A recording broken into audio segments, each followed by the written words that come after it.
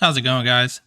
So we talked about the quarterback and, well, Aaron Rodgers. Now let's look at the running back position in Aaron Jones and Aj Dillon.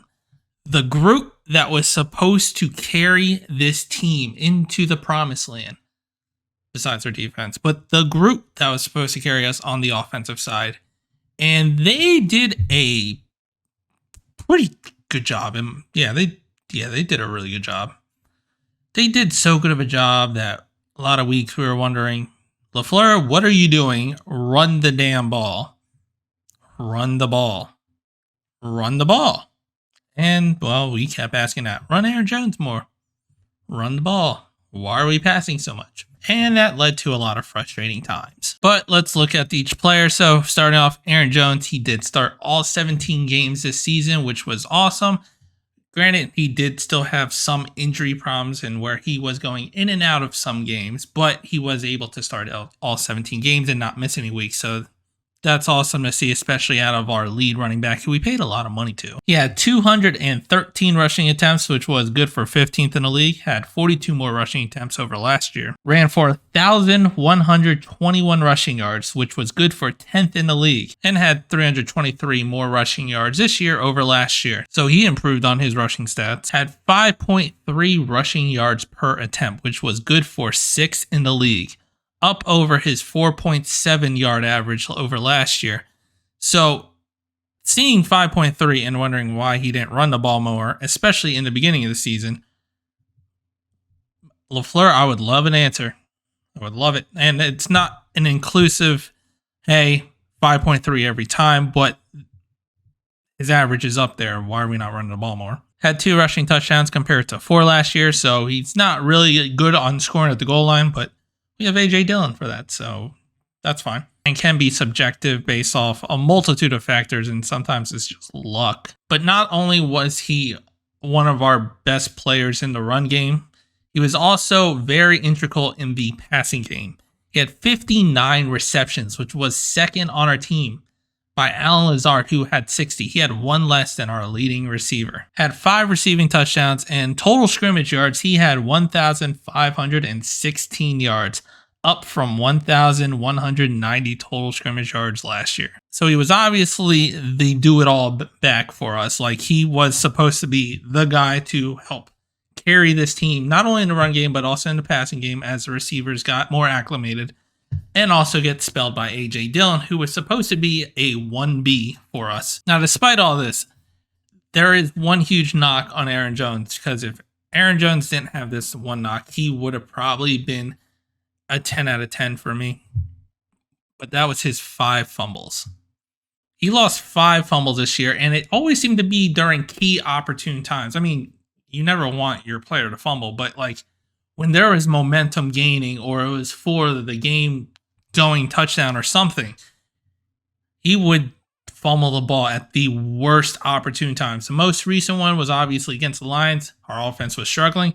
He finally gets a nice break on the left field, and then boom, ball gets punched out and kills the momentum and everything our offense was trying to do. So that's pretty much the main knock on Aaron Jones. He had 5 fumbles that he lost, and they were very costly for us. Then moving on to our 1B in Aj Dillon.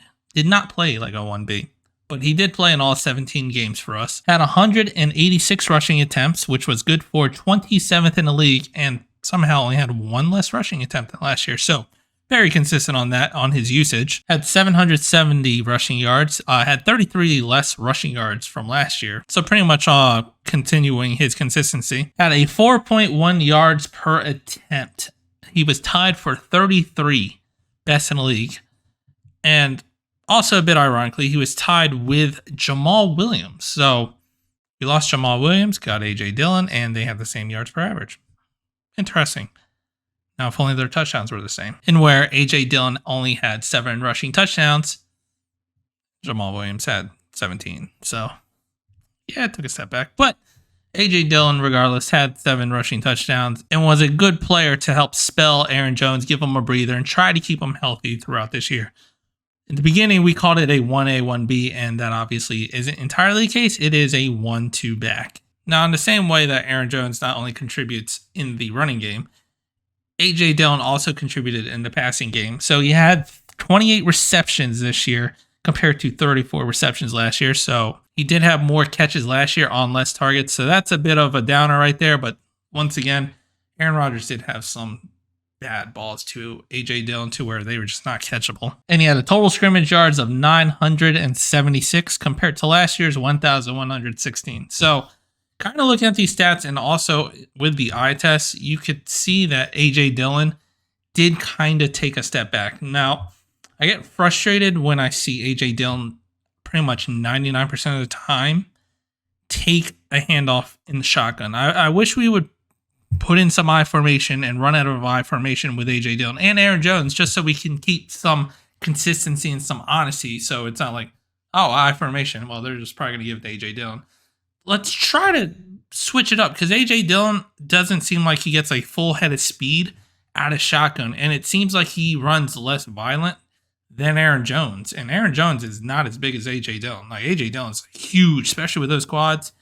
And yet Aaron Jones seems to be running harder. It gets more head of steam. So I would like in the future, if we were to keep both backs, because as of right now, we don't know where Aaron Jones and Aj Dillon is. I would have liked to have seen some more I formation run plays out of these two backs.